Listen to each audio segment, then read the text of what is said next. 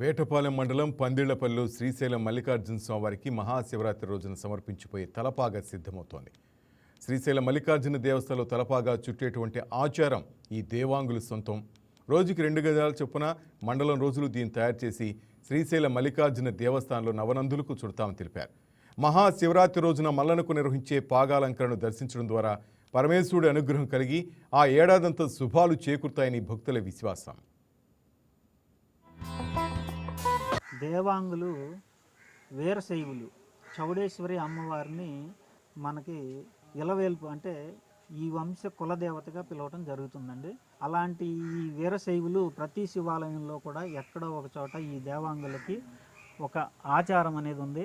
అలాగే శ్రీశైల మల్లికార్జున దేవస్థానంలో తలపాగా చుట్టేటటువంటి ఆచారం ఈ దేవాంగుల సొంతమై ఉంది.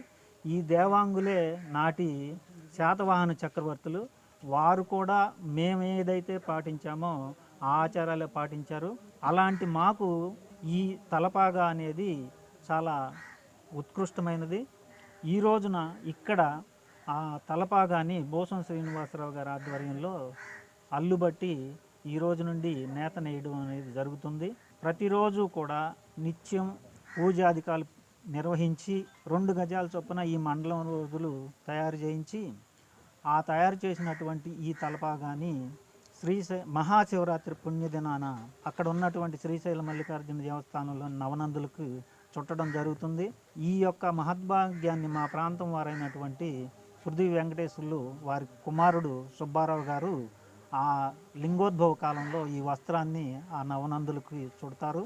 అలాంటి అదృష్టం మాకు కలిగినందుకు ఆ పరమేశ్వరుడికి ధన్యవాదాలు తెలుసు. Please subscribe to YK TV Network. Please subscribe to YK TV. Please watch YK News.